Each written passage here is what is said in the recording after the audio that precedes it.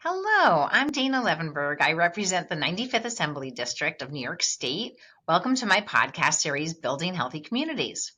Today I will be speaking with a representative from Neighbors Link, which is a Westchester-based nonprofit that has been working to strengthen the entire community through the empowerment and integration of immigrants for more than 20 years and has been doing a phenomenal job. Neighbors Link offers a wide range of services, including education and empowerment programs, legal services, early childhood programs, parent education, and academic support for school-age children of immigrants. It is a concerning time for our immigrant community as we see rapid changes to immigration policy at the federal level, and many are confused about their rights and uncertain about their future. Given the rapidly changing nature of federal policy, I would like to note that we are recording this podcast on February 13th, 2025.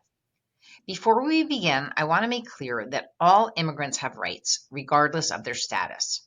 During this podcast, we'll be talking about the rights we all have and what to do if Immigration and Customs Enforcement, ICE, approaches you. Today, I will be speaking with Lourdes Aguilar, a senior staff attorney from Neighbors Link. Welcome, Lourdes. Hi, Dana. Thank you for having me here. I'm very happy to be here, and hopefully, I hope to share some insight on immigration and ICE and information about your rights, and hopefully that can ease people's concerns. I know people are very concerned about about the situation. So, Lourdes, maybe you can just start by sharing some of the initiatives that Neighbors Link has already been participating in or leading to inform our immigrant community about changing immigration policy and possible ICE raids. Yes, so in the last month, Neighbors Link has provided many Know Your Rights presentations to various community organizations, such as schools, churches, libraries, and even to the public. We also have scheduled online Know Your Rights presentations for the public, and they're available in English and Spanish. The public can register and they can attend the live presentation about your rights. And on their website where people can access about Know Your Rights, which are also available in different languages. Fantastic. Maybe you can give us a summary of the highlights of the information provided during the Know Your Rights webinars. For example, can you help us to understand what are your rights if you're approached by ICE? How can you find someone who has been detained by ICE, a loved one?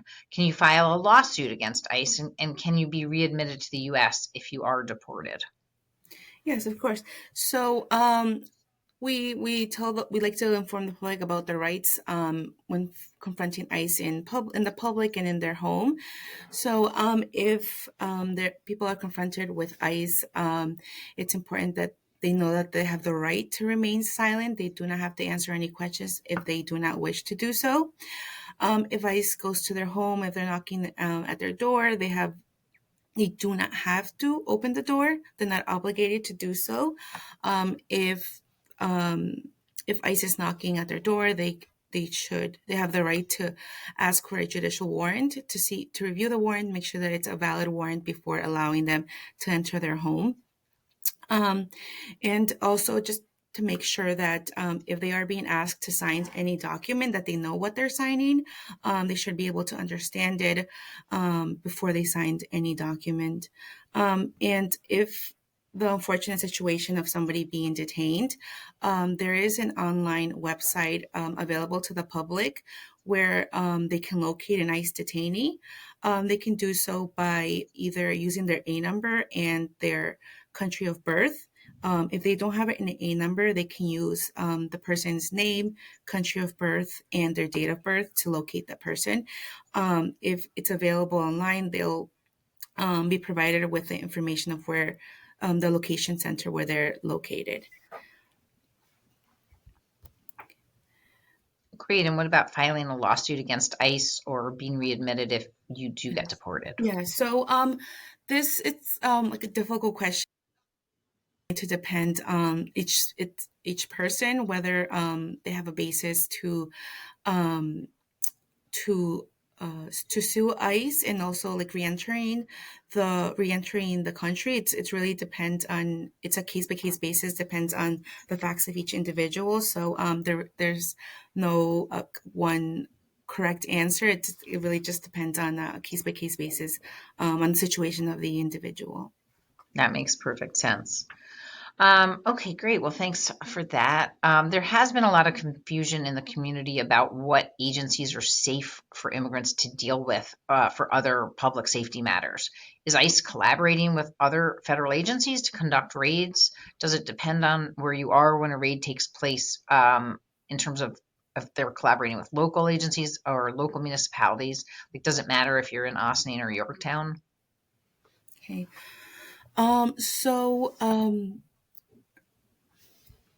So it's, well, as far as, sorry, so ICE, sorry, I'm confused about this. I, um, so like you said, it's really going to depend on the location where you are, whether the police is collaborating with immigration officials. So we have knowledge from some police departments. Some police departments are not working with ICE unless they're required by law or there's a judicial warrant.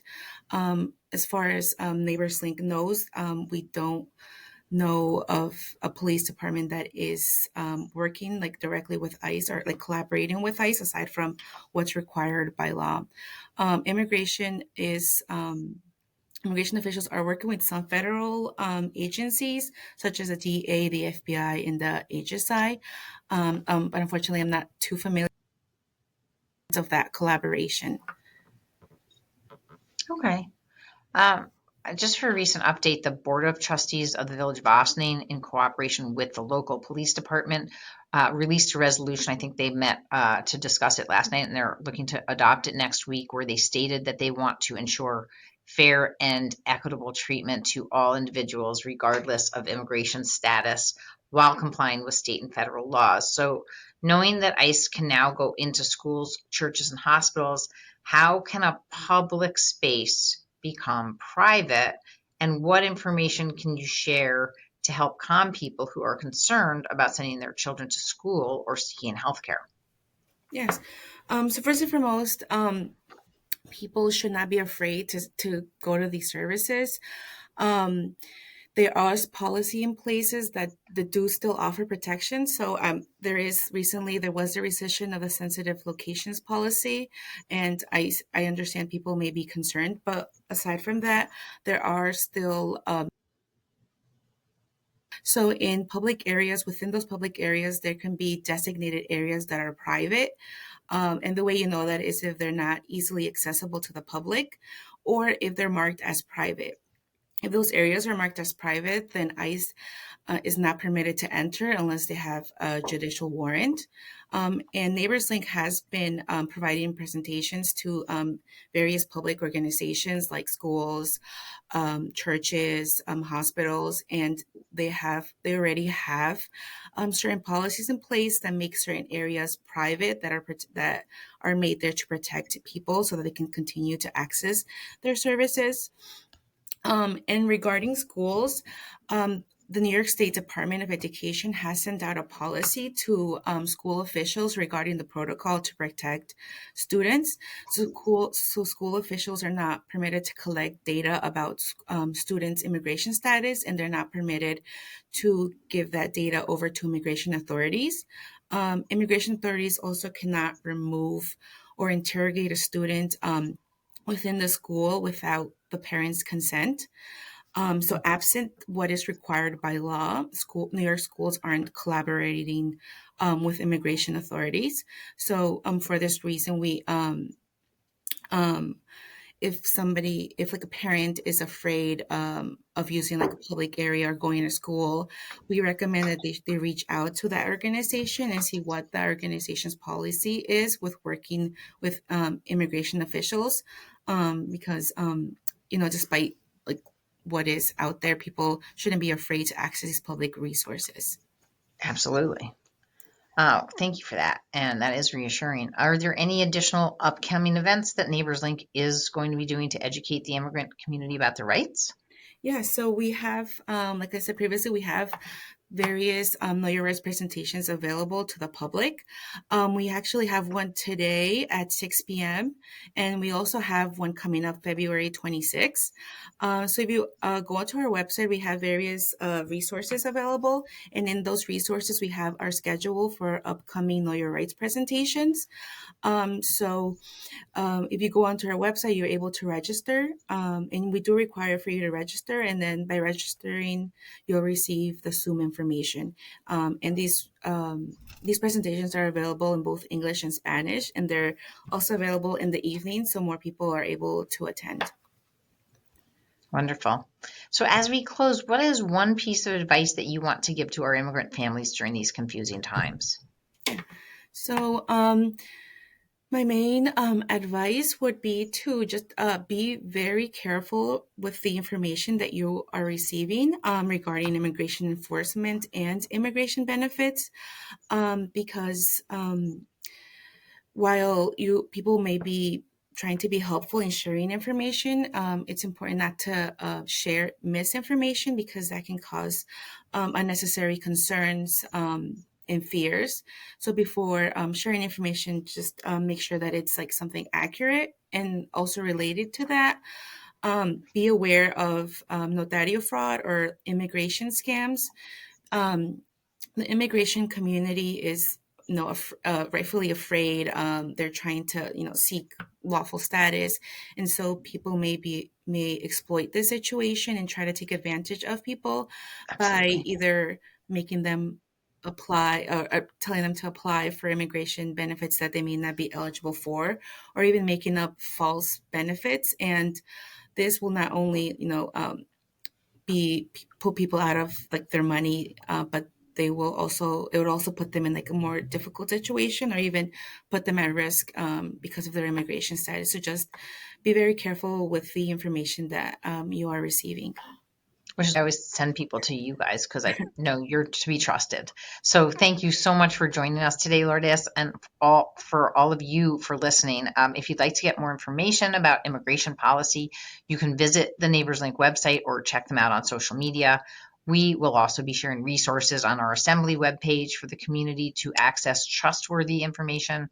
Last but not least, I wanted to inform you that our office will have the parental designation form, and we will be offering free notary services as well. As I have a wonderful person on staff, Jessica Salinas, who speaks Spanish and also can help somebody fill out this form if need be.